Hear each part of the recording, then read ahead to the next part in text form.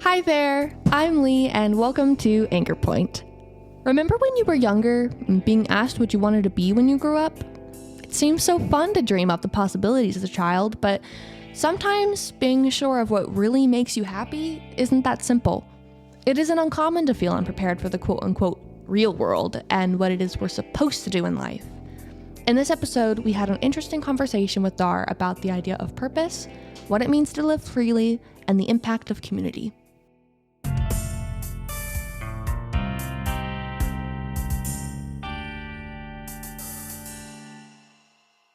Yo, does this ring a bell, Charlie? Yes. This I would consider like one of the most important books in all of Crescent City. Absolutely. Not the world. This is like a co-creation journal That from looks- the That earliest, looks like a really Oh. well-used book. Oh my beginning gosh. days of like what Very was well becoming loved. the Kids Garden, which is the shared journey that Charlie Yeah. and I Reminds have, me of the which I hope some journals from stories come Gravity up. Falls. Nice. I would especially love to see any other of your like botanical or animal centric things. As you'll come to see, that's kind of like at the center of my world these days. Yeah, if anything catches your eye or as you're flipping through, just verbalize, and each one of those things ties to like something so unique and fascinating What from is just this? hundreds of kids. Okay, words on this are sand, trampoline frame. Okay, this has become what is drawn here and envisioned. This was probably like 5 years ago, if not even more, at the Kids Garden, was the idea of like taking a trampoline frame, but the quote unquote lawyers were just like not into having a true trampoline at this kids learning garden, right? Insurance, liability, etc. So we're like, okay, we can like quiet that bounciness by covering it with sand.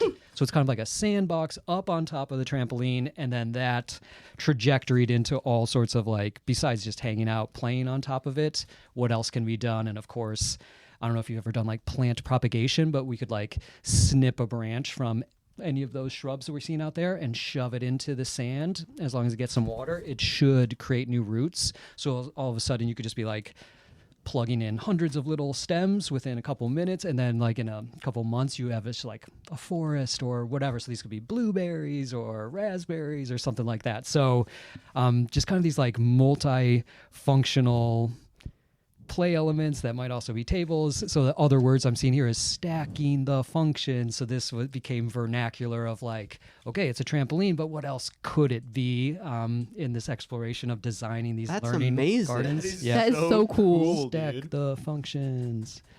There's also like you break, you buy with asterisks on it. There's just like so much lore and like levels to these things that just kept enriching and enriching over the years.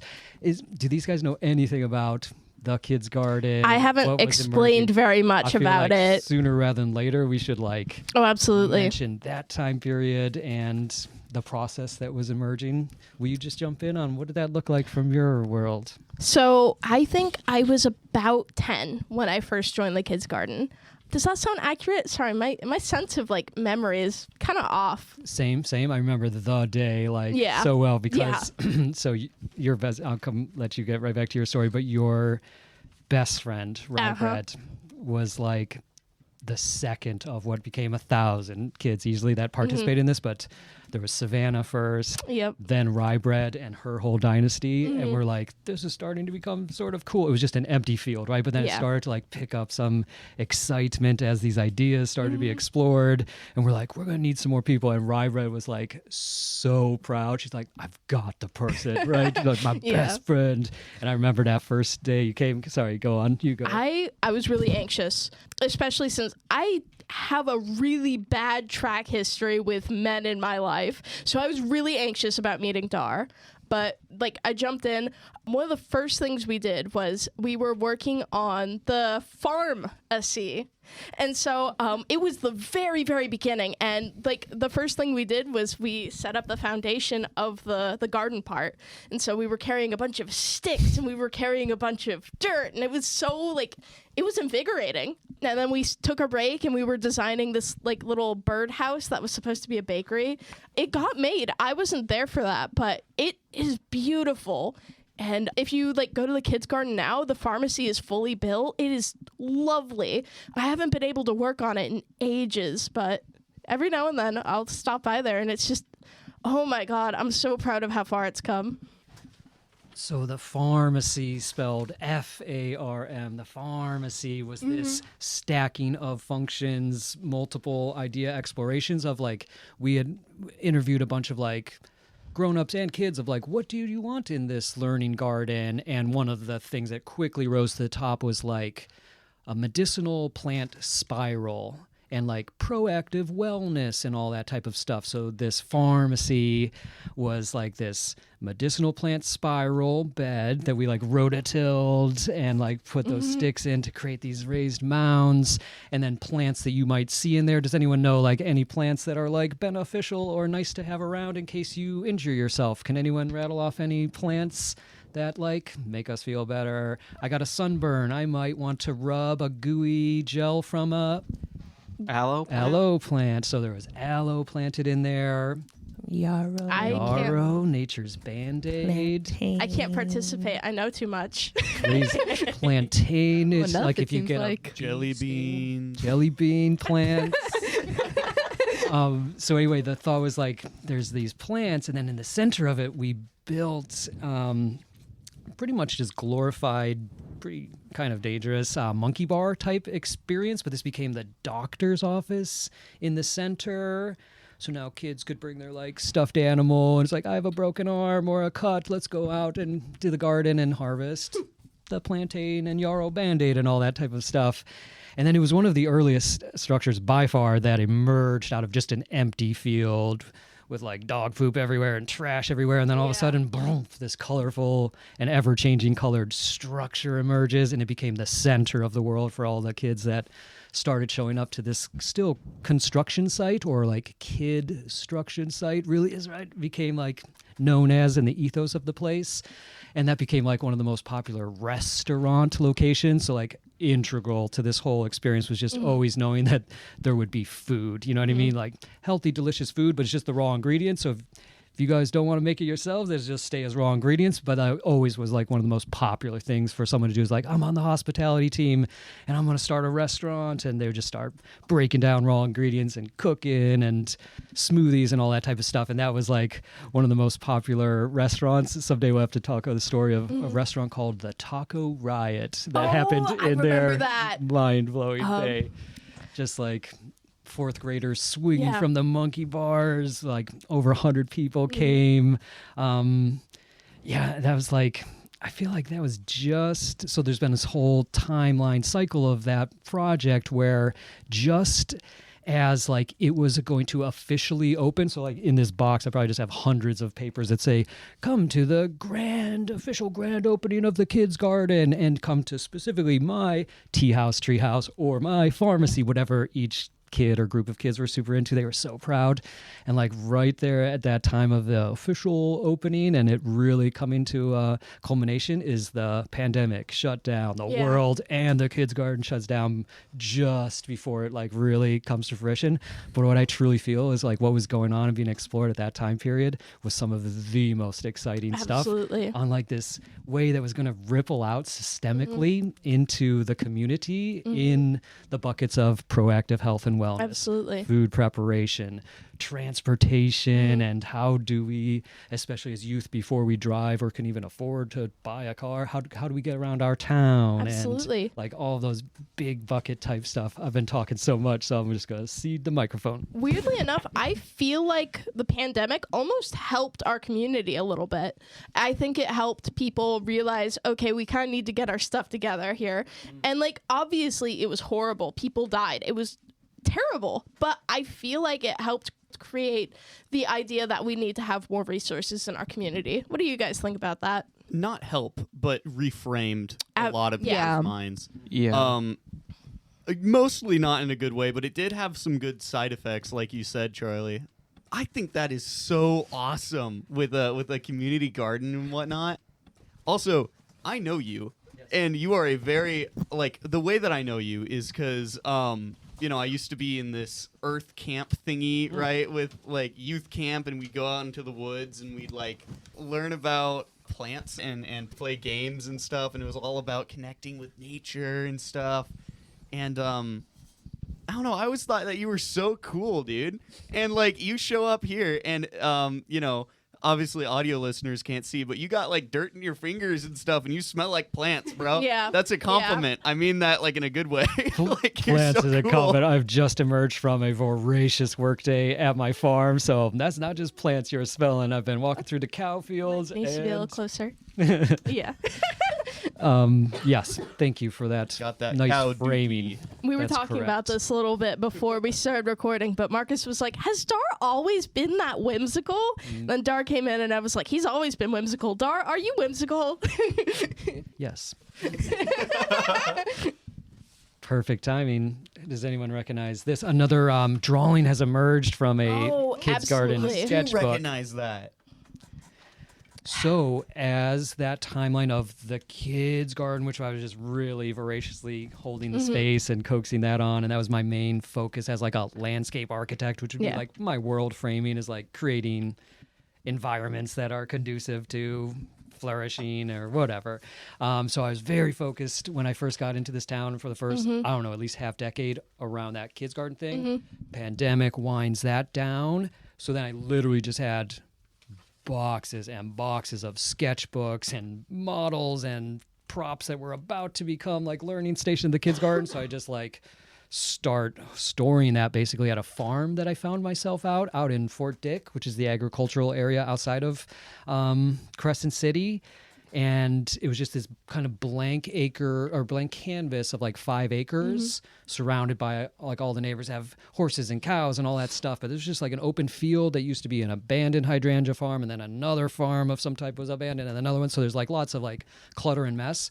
But through amazing friendship and now business collaboration partnership that I spun up, I just got like full freedom to just like create audaciously on this 5-acre canvas, whereas the kids' garden would be like a half-acre tops, right? A small, very detail-focused thing. So then all of a sudden, I found myself with a bunch of time and a bunch of space, and I just started like creating audaciously. This all then culminates in this pattern that you're looking at, which is this is what an airplane would be looking at if they flew over my farm. They'd be looking down at this huge land art piece that's in overhead the view. shape of that. So the Oh, it's- green, that's right, is a treble clef is what we're looking at here. So that green That's treble amazing. is like the main grass, barefoot walkable, golf cart drivable kind of like path. And then I'm just sculpting the land around that and I call it painting it with plants. So just picture like hundreds of apple trees in these like patterns and like hundreds and hundreds of blueberries and strawberries and flowers. And I'm just like really having fun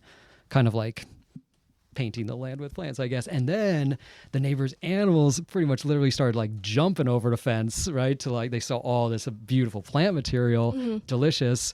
And then I just like, that took everything to the next level. I was just like, oh my gosh, they're so adorable. Oh, and they absolutely. became such integral workers into the emergence of this. Think goats eating blackberries or cows mowing the grass instead of like a noisy lawnmower or something like that.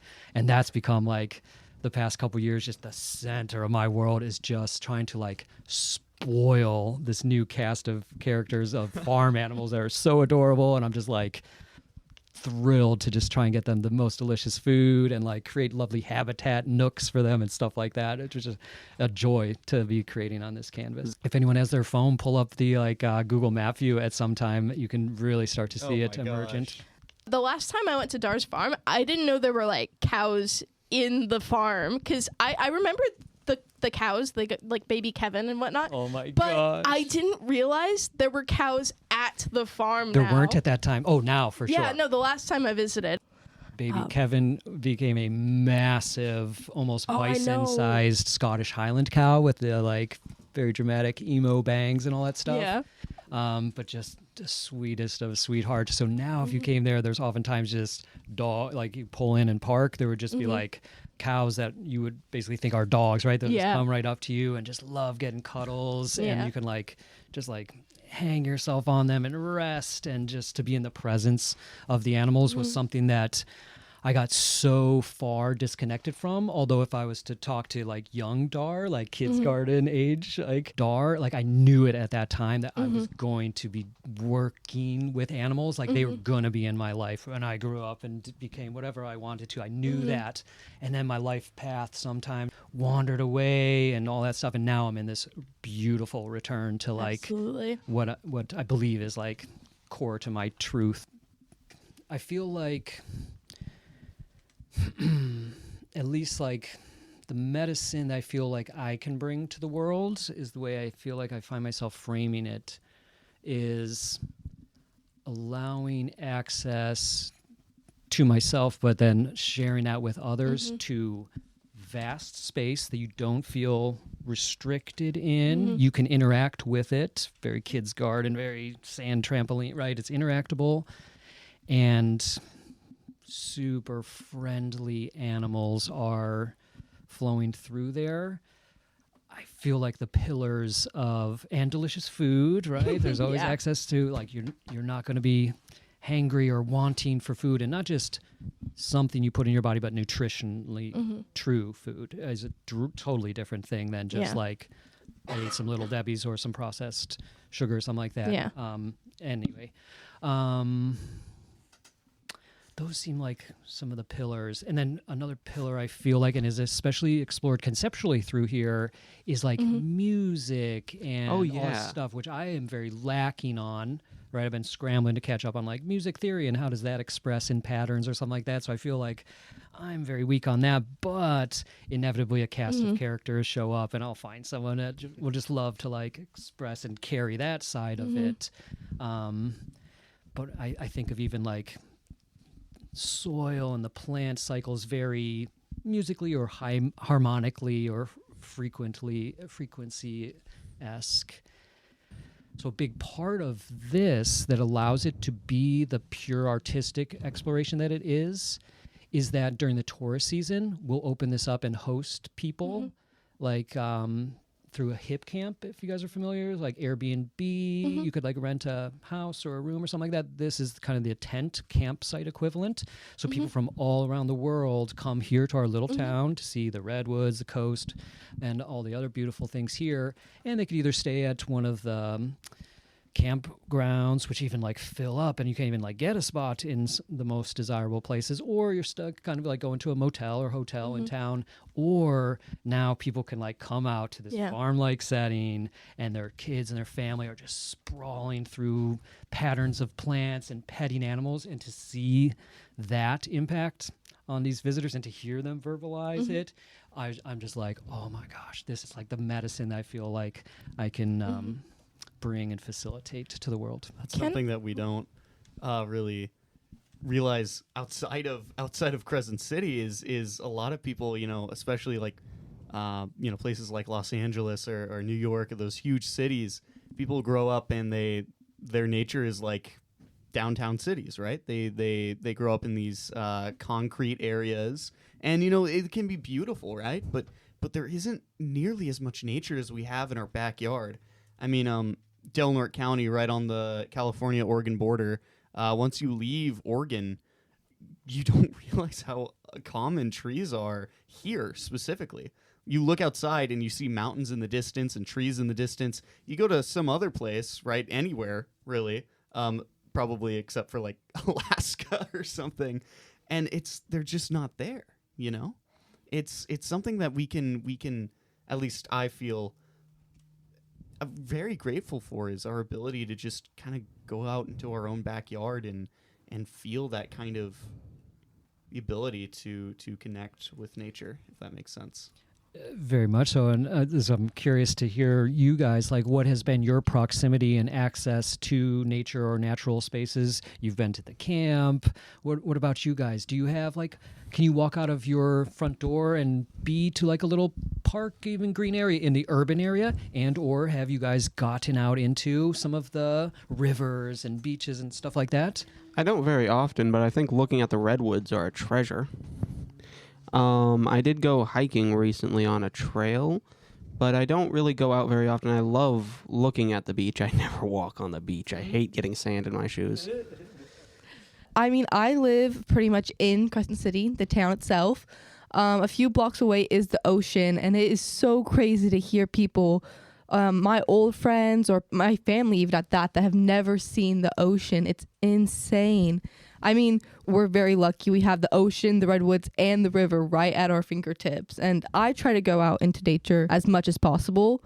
Your camps seem amazing. I'm definitely going to do research into this. This is all so cool, and I'm so glad you're here.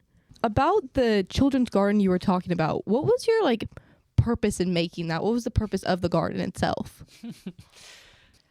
Originally, I was just visiting family members that live here in town, and they had just gotten a grant for a kids learning garden. And I used to be a landscape architect back in the day, so they're like, hey, would you mind just doing a little design for it originally? And originally I was just like, yeah, sure, I would love to kind of convene that conversation of what wants to be in there, and I'll put a first little drawing.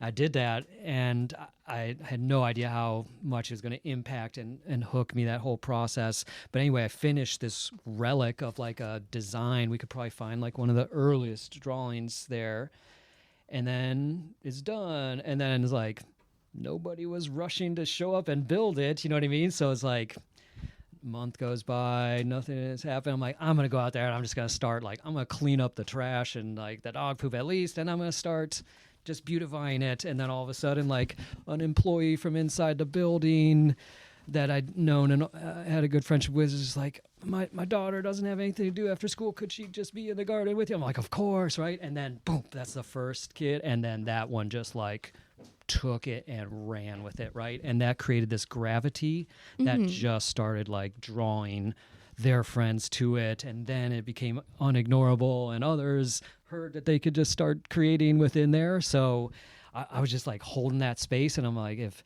someone gets hurt, I'll be the one driving it to the hospital, and I'll just teach them how to use some tools and chum the water with asking good questions that try and tie back a little bit to some of these goals that some of the grown-ups and then youth all put forth as we'd like to see that in there, while trying not to restrict them. But I would kind of let them know, oh sure, you could build your treehouse there, but just so you know, it's also in the area that's sort of being claimed by the whatever else. Maybe consider that little area. So I tried to find all of these moving, emerging puzzle pieces to kind of not bristle and to coexist and mutually arise together, I guess, and to carry the torch. So Charlie and her friends launched the pharmacy, and then they go on with their life, right? But then the next multiple hundred people could find that, pick it up and advance it in their own unique way. And it just started being these beautiful co-creations. And I would just kind of hold the space and the legendariness of some of these amazing brainstorms I thought were worth continuing forth and all that stuff. I don't know if that answers your question. No, it does. It seems like you've done a lot for the community and all these people. I know Charlie's been telling us about this for months now, and I think the work you do is great, actually. Thank you. So I just found myself with a lot of free time here because in my prior iteration before coming here, I was in the Great Lakes region, and I was doing similar stuff, but with young professionals or adults in the entrepreneurial realm. And I was just curating environments and spaces and support networks. So if you had an idea for a business or a company or a restaurant or something like that, this would be a place that you might come and get some of the first money to turn that idea into it. But more importantly, all these other creatives used to start convening in a space that reminds me very much of this space we're in right now, except just way bigger and with 3D printers and manufacturing machines and just such voracious creativeness. And I was the time of my life. I loved it, but that had its own story arc as well. And what started so pure and a bunch of young people just getting together and we want to change the world and solve ideas and make beautiful things. And then over a decade or so, that really started drawing the attention of money investor peoples, and then all of a sudden what started out like almost totally devoid of like money and all that stuff and just like let's make it a better place was almost fully dependent on just like dollars and return on investments. And I was like, I must get out of here, you know what I mean? And it's like the impact I'm trying to see come about from people your age or definitely into college age and young professionals, like all of them already had taken on like copious amounts of like debt obligations or whatever, and they were already like almost set up for failure for the trajectory I was hoping to see. So I'm like, I'm just gonna head west, I'm gonna find some nature, me and my dog come through, this kids garden thing falls on my plate, and then all of a sudden there are these like younger, just full of like amazing ideas and not encumbered yet by, again, their student loan obligations or whatever, or also have a job because I need to pay for all these things. And it was just this like unbelievably beautiful, pure time period and people, and just like the ideas and the freedom of the ideas truly to rise up through there were just so amazing, and reached a point like where they were like really focusing and targeting towards like true systemic like realities in the area here. If you were to add something to a kid's learning garden, what would you want an experience for either yourself as a young one to be, or if you could share or serve up an experience or a place or a subject matter for kids? Does anything come to your mind? Ooh, something hands-on and interactive. Something to do maybe with planting, whether it's like flowers or food used for the garden. I feel like that would be very interesting. Any other creative things that you do? Are you finding yourself creating, playing music? Not much. I am very into reading. Nice. And I do like to go out to nature a lot. I go on a lot of hikes. And I go to the beach a lot and go on a lot of beach walks, but nothing too creative or hands-on, sadly. I kind of disagree with that a little bit. Like, I'm sure that's not. So one of the things I've noticed about Nicole a lot is she researches things. You'll get curious about something and then you go down a little research rabbit hole, and then you literally change your life based on the research that you find. And I honestly think that that's incredibly creative. Like maybe you're not in nature when you do that, but I've seen that cycle with you over and over and over again. You come to us and you say, I got kind of interested in this, and so I went and researched it for like hours and hours and hours, and now I do this thing in my life completely differently. That's actually partly from you, Taryn. When you introduced us to the neurosequential model And Dr. Bruce Perry and everyone, it's definitely affected my life. I mean, I do think that I look into a lot more stuff now, especially with myself and inner feelings, more than I did before, and how other people react, which I never think I did before until I met you, Taryn. So thank you for that.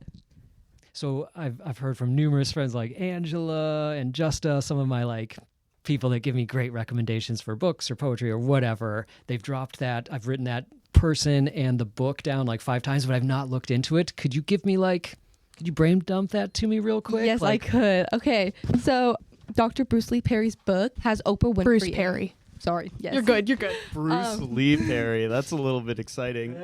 I kind of think we should call him that. Maybe we should write him an email and ask if we have permission and tell him it's because he's the taekwondo guy of the brain or something, right?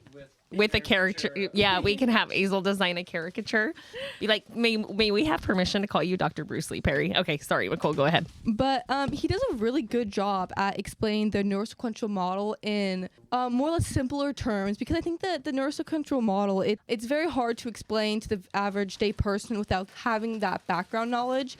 And I think that the book, it does a very good job of not making you feel stupid for not already knowing this stuff. It does a very good job at feeding you the information, but it's definitely an amazing book, and I do think you should read it. Yeah, it is pretty cool. Honestly, a lot of the times it catches me off guard with some of the stories and how, impactful they actually are, or how painful.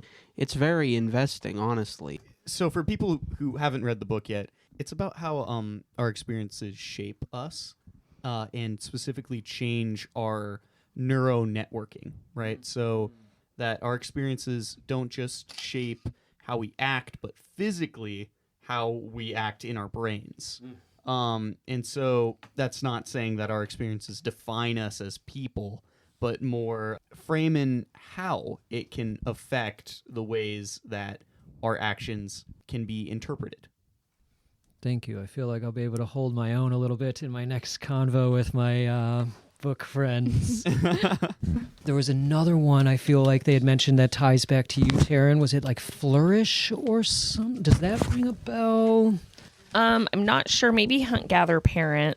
Because working with Resilient Denodal, there's been 2 books that we're focusing on. One is What Happened to You, and the other one is Hunt Gather Parent. So I don't know about another one. Nicole, I didn't know that you were doing that as a result of our conversations. I thought that you were doing that because you get interested in things and start to research and go on that cycle. My point was just that you're creative in that way. Well, thank you. I mean, I do a lot of research. I go down a lot of random rabbit holes about things that, especially a lot of like incidents of things that are happening now in the world that I think I'm a bit ignorant to, or that I'm not more aware of, especially like pollution.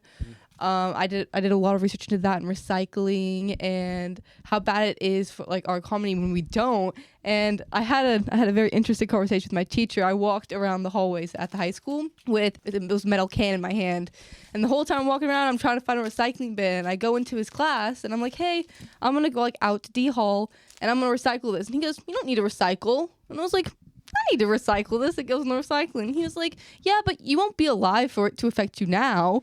And that really got me thinking about how, like, everything that we do now does affect the world and the nature that is all around us. But, like, I'm in a very nice program, the Interact Club.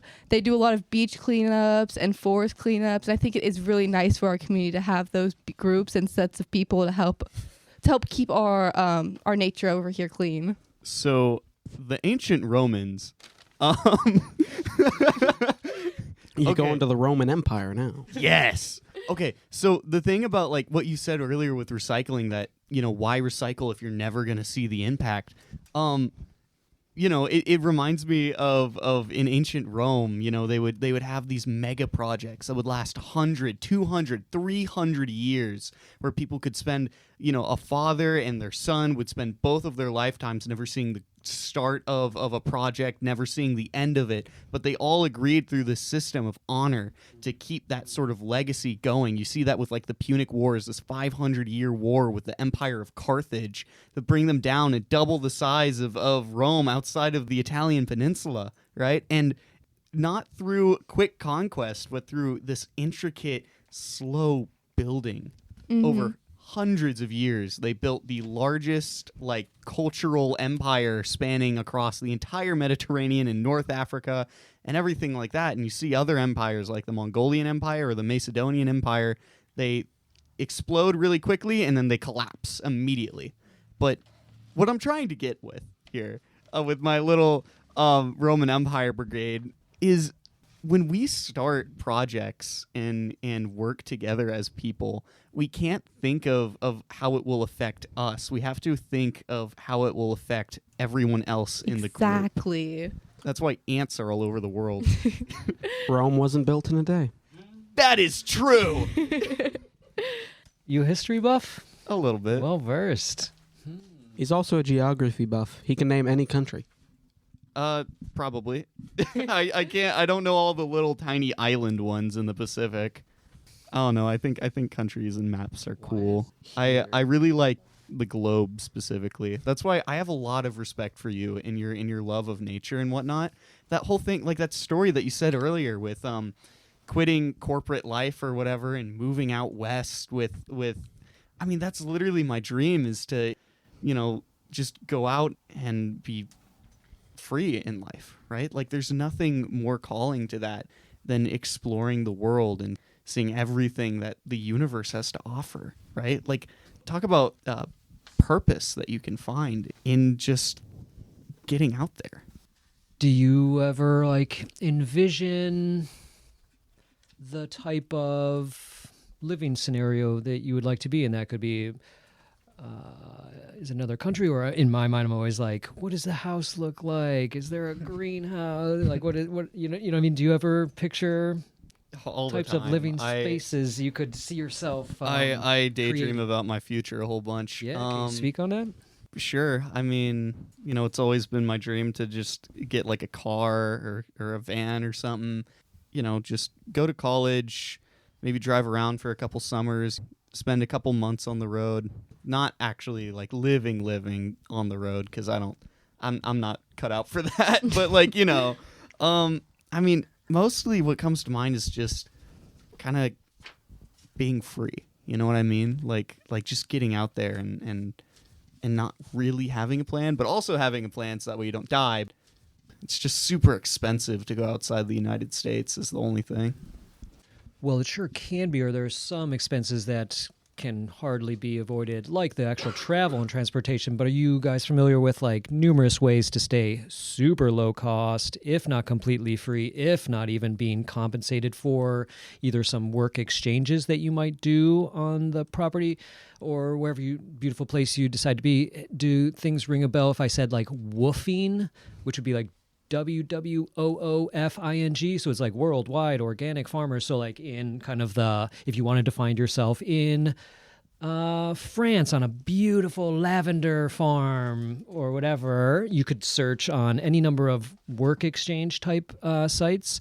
The one I mentioned was kind of farm and agricultural based. But anyway, you'd be looking at these beautiful pictures of the property, and they'd have a description, and there's a lovely couple out there is like, we're looking for someone to stay in this adorable little cabin. We cook meals for them, and we're looking for someone that would either milk our goats or prune the lavender or something like that. And you would just see hundreds of some of the most beautiful, most desirable places to stay that wouldn't even like have it as a possibility for you to exchange $1 to them, but you could like be putting in a couple hours in the morning, and then you're off and free for the rest of the day to go to the beaches and to travel and hike and whatever. So there's like one way to travel, which includes like this is where you're paying and staying, or there's like really exciting, amazing ways to like travel the country or the world and like have way more authentic interactions, to say the least.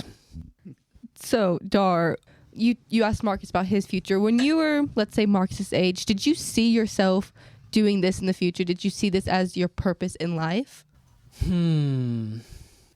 My worldview at that time was very sports-centric. And, okay, I sure had started down the clear path that has ended up beautifully right here, because at that time I was working summer jobs for a landscape architect who just happened to be at this little office complex like 1 block away from my childhood house.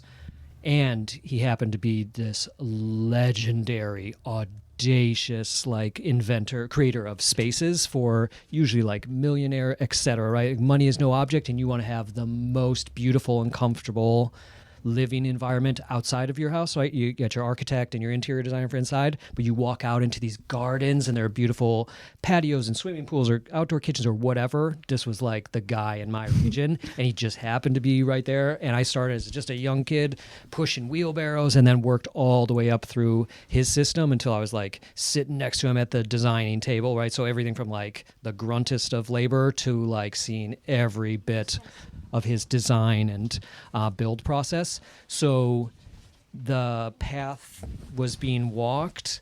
I would have no concept of like creating definitely a kids garden type environment at that time.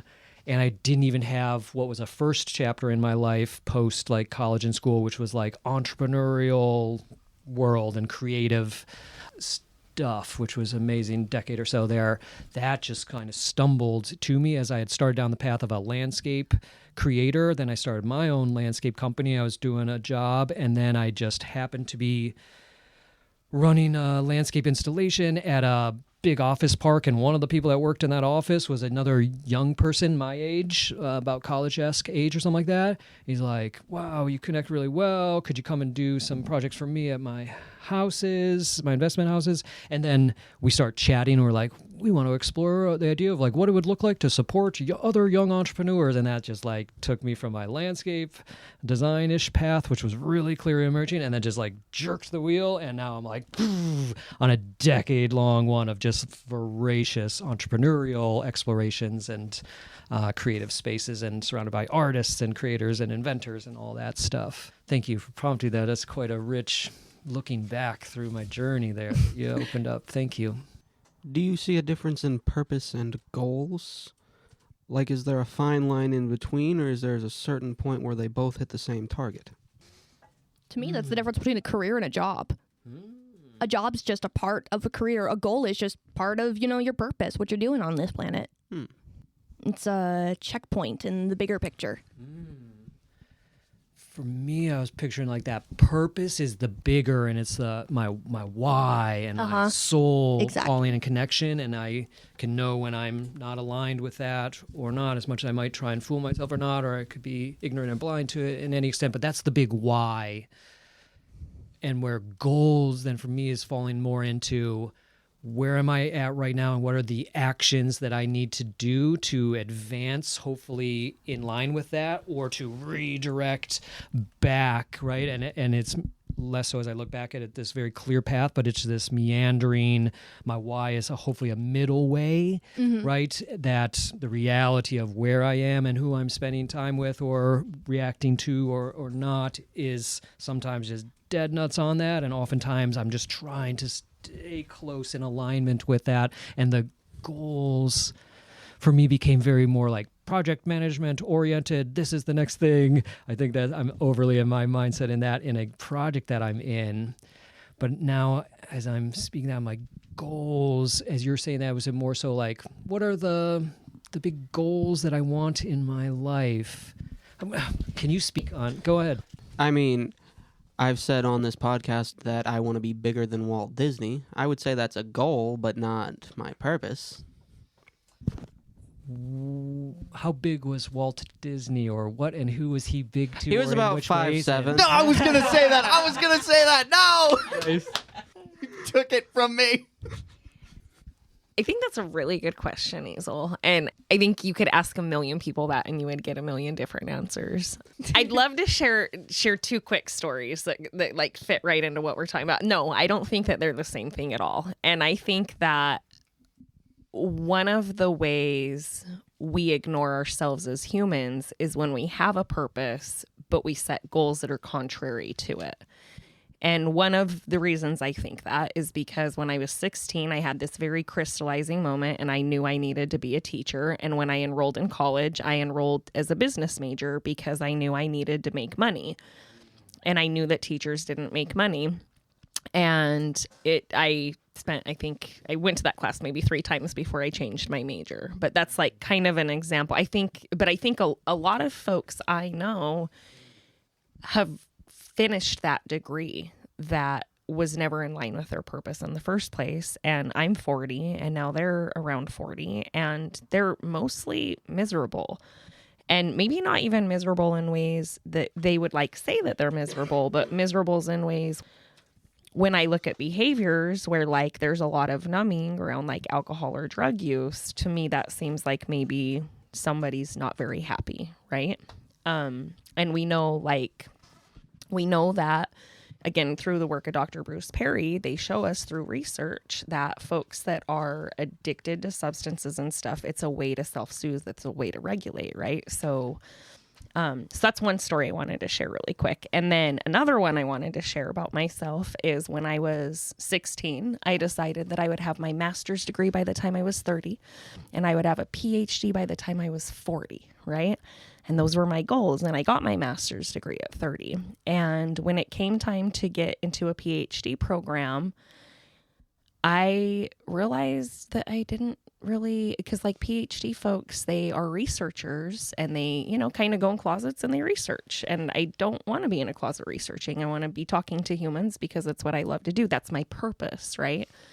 So a goal that I had from when I was 16 years old at 32, I was like, nope, not anymore, because I recognized that goal no longer aligned with my purpose. Maybe it did at one time. And I think lots of people would have different stories, but I absolutely, in my heart of hearts, believe that when we try to ignore our purpose, our medicine, that's the word I would want to call out that you use, Star, right? What our medicine is that we have to share with the rest of the world. When we ignore what that is, if we're not giving our medicine, we get sick. The purpose is the root, and then the goals are what stems from that. Yeah.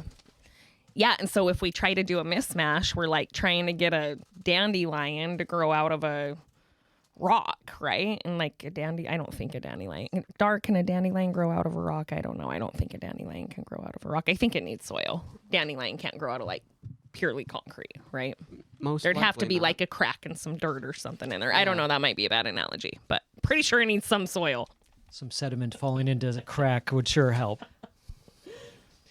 Have you heard a comparison of like when maybe trauma happens, there's kind of two splits and this person did it plant themed? One is, I think they said dandelion, and the other one might be an orchid or something like that. And the dandelion could just keep getting stomped and tromped and pushed through. And I think it was orchid or something like that, right? Having very different. Does that ring a bell? I swear one of you told us this story last week. Basically, our school would have these morning messages every day. The principal? Oh, yeah. I remember these. Right? She You said told it us this every morning. exact story last week, didn't you, Marcus? Yeah, Right? I've never really been a fan of that comparison. I'm sorry. Dandelions and orchids, it's so the whole analogy goes that a dandelion can grow almost anywhere. They can grow out of the concrete and get stomped on and roll around and go droughts and whatnot and still blooms to a beautiful flower. But an orchid, it needs to be in a specific kind of soil and get watered every day and watched and constantly. And if you don't do it right, it dies. And, the analogy then goes to people that like some people are dandelions and some people are orchids. I don't like that analogy because some people need water. Some people need to be orchids, right? That's just who they are. And an orchid can be beautiful. You just have to, everyone needs some kind of support. And the idea of casting them aside like that, it almost feels lazy and frankly apathetic. I don't know. I don't mean to be rude. You're not. I mean, honestly, I'll admit in a lot of my relationships, I can be a little high maintenance, especially when it comes to the emotional aspect. I'm very anxious all the time, and there's only so much that I can kind of ease myself out of on my own. And I think the point is, I'm not going to be everybody's cup of tea. I know that I'm high maintenance. Not a lot of people are going to want a high maintenance friend, but I have had a best friend since I was 11 years old. Same person. Clearly, I'm their cup of tea. And so, you can be a dandelion, you could be an orchid, as long as you're being your authentic you. Thumbs up. I agree with that so completely. I've often been described as someone who, needs a lot of attention and whatnot from people, emotional support. And not everyone can offer that it so consistently too. And so I've kind of learned that, no matter what, you can always be nice to yourself, right? You can always be your own friend. And I mean, of course you need other people. You can't just be by yourself, but it helps so much just to for me, I like to play around with my internal monologue. Like being nice to myself by talking to myself in a nice way, right? Like if I'm feeling sad, I won't just let myself mope around all day. I'll try my hardest to talk to my family or whatnot. I have a great family and I've been blessed to have that. So I try my best to just get out there and be good to yourself, right? Like that's something that a lot of people, I think they make exceptions for not treating themselves well. I think it's so easy to just be so tough on yourself, and that's a forever relationship, and it's so easy to be neglectful or to just get stuck in a rut and be really tough on yourself. As you're saying that, one of the most memorable little phrase moments on a normal kids garden day was, I don't even know what youth is really raining down and being tough on themselves and verbalizing, and then one of these great little youth was just like, hey, don't talk about my friend like that or something like that. I was just like, oh my gosh, that was so strong and lovely. And that stuck with me a lot anytime I start hearing my little internal naysayer and all that type of stuff. I just can't unforget that. Just beautiful little expression from this kid. We've talked a little bit about purpose and calling, but I think ultimately, the ultimate goal of everyone is just to be nice to other people. I think that's And connecting with them. it's such a simple and beautiful thing that we're just hardwired to love other people. And I think that's kind of cool. So we were talking about connecting people, and it seems like you've done a lot, including the Children's Garden, to connect people in the community. I know you've connected people like Charlie and several other people that will grow out and were able to be involved in things like this. What are some other things that help you feel connected to your community? Family, for sure. As Mark has said, he feels very blessed with his family. My family is just unbelievable. Like my parents, my siblings, extended family. I'm just like so thankful and so blessed. That's the foundation. Hit me again there. What are other ways that you can feel connected to your community? Like how people like Charlie and other children in your garden were able to feel connected to each other by the project that you were able to provide them. Are there any other things in your community that you're able to feel connected to other people?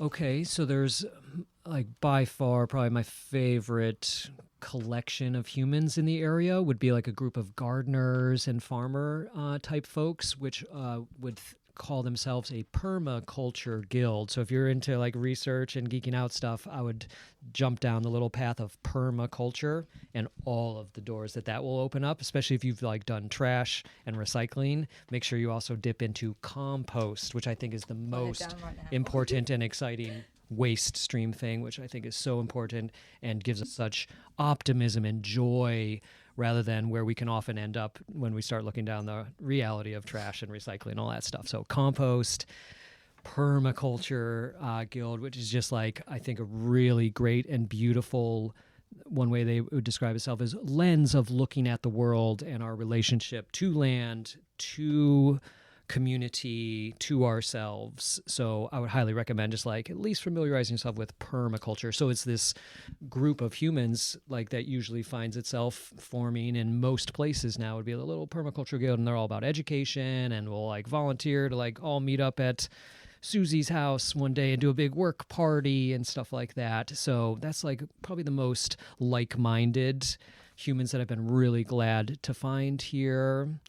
Like the camp counselors through that wilderness survival themed summer camp that we had mentioned a time or two have also just been so great and rich in my time here, especially. Now, Dar, I have a very important question to ask you. In my personal opinion, it might be the most insightful of the whole podcast. So if you need to think for a second before you answer, that's just fine. Take your time. What is your favorite kind of cheese? Can we go around and I'll need this time So to it's think. okay to get emotional. I see you're tearing up. Well, I'm kind of basic. I personally just love a little good Colby Jack. My personal favorite is string cheese. This might be controversial. Cottage cheese. Not controversial. I love cottage cheese. Literally, I love cottage cheese. It's really good. My cheese changes all the time. I mean, cottage cheese is pretty good. I also like myself some Gouda. I also like myself some. It's the one that you put on spaghetti. And Parmesan. Parmesan, yeah, Parmesan. the one, because I like to get the Olive Garden worker to go on this cranking mission where they just grind the cheese evil. forever and forever and forever. And then my mom yells at me and then I stop it. Oh, have you guys heard of Lavender Jack? It is so good. Oh my gosh. Purple cheese. Is it purple? No, but it's got like the little lavender in it. That's It's cool. really good. I love lavender. Yeah.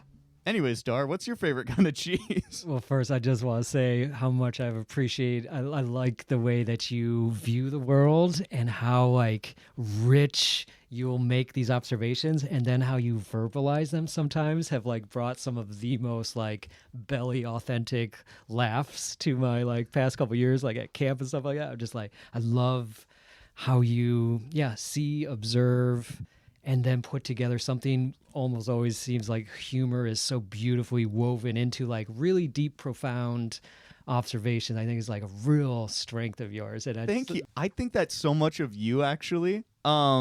Just the way that you view the world is just so awe-inspiring to me. I remember when I first met you through the camps when I was younger, I was like, this dude is I gotta be him. Like, this is amazing, this dude. So That goes wash to your you hands better than amazingly. me. Like, be a cleaner version of me. We commented. I'm like, my friend Angela, who I think you were with earlier, right, describes me to a lot of her students as like a real life garden gnome or something like that. Oh, yeah. It's always like, Whimsical. it's so spot on. A garden gnome who likes like a nice Gouda or a baked brie or something was what was coming up. How about you? Are you a cheese? I'm like Marcus. It depends on the Yeah. day. I'm a cheese lover, so I could never pick a single cheese. I love you all cheeses. That's beautiful. I want to ask you one more question, Dar, just to make sure we got it all. Mm-hmm. Is there anything else that you want to say about having a purpose? And while Dar's thinking, I actually would wonder that from all of you too. Like, is there any final thought you have on purpose? I jump in on one of Marcus's earlier things as you were speaking passionately of like, I want to be free. And I was so curious of like, what does that look or sound like in your own mind? Because I think so much of like my own unique version of that. And I just feel so certain that I would rather suffer to extreme amounts rather than not being free. You know what I mean? Like, I'd rather be get what you free mean, yeah. and aligned with my soul calling and not restricted unnecessarily in ways that don't align with me. Like, I would go through a tremendous amount of what other people would call suffering, right? And I've reached a point where I've built my life and I've come to fortitude myself where I'm not saying yeses to things that don't align, and I'm uncompromising with that, or I feel like right now I'm able to live like that. So yeah, just like it is essential or foundational, or I would just be feeling really misaligned if I ever am straying from what has emerged over this lifetime so far of like purpose, calling, connection. Keeping that like human spirit alive is a way that I like to think of it. And like, Just as a base rule for everybody, I mean, the time we've got on this earth, it's very limited. It's very limited, and you only live once. So, I mean, why not make it a good experience for yourself, for the people around you, for the people you love? Be kind and have fun and go get the things that you want. Have experiences, because it's not going to last forever. So instead of, letting yourself be dictated by the people around you rather than what really truly makes you feel fulfilled, it's a waste of time in the long run. My purpose, part of it, is to make sure art doesn't die, to inspire others, to make sure that creativity continues being creative instead of just for profit or something of monetary value or just distraction from something else entirely. I want to make sure things have messages. I do not want to one-up Walt Disney the same way he made art. I want to do it better than him. My purpose is breaking the cycle. That will always be my purpose. In whatever endeavors I do, it's why I'm going into early childhood education, so that way the cycles that begin that early can be broken immediately. And it's taken a lot for me to break my own cycles, but it will always be my purpose, is to improve my life and to improve other people's lives. I'm so proud of you, Charlie. I'm so thankful for amazing creative moments that we've had over the years. And I'm just like, man, I wish I could convey to you the karma that you have like rippled out into this town through like waves of younger kids that came through that kids garden after you. And specifically, we talked about that pharmacy, the medicinal plants file.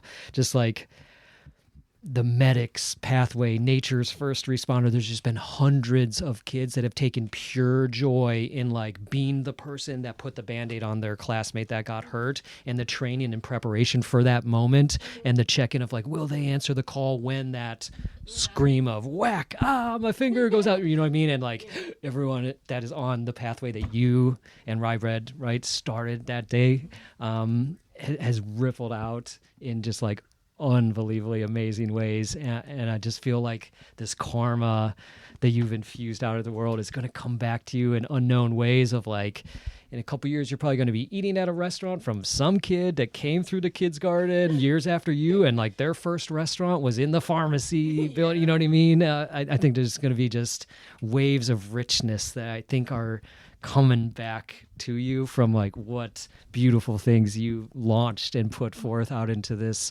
little community like years and years ago. This is just amazing, and it's been such an honor to have you on the podcast. Thank you, K-Fug and Resilient Donatl, for supporting this podcast. If you, the listeners, would want to find out more about us, go over and head to www.resilientdonatl.org, and we have future episodes, so that'd be cool if you watched them or something. I don't know. Bye. See you next Bye-bye. time. Bye. Of where?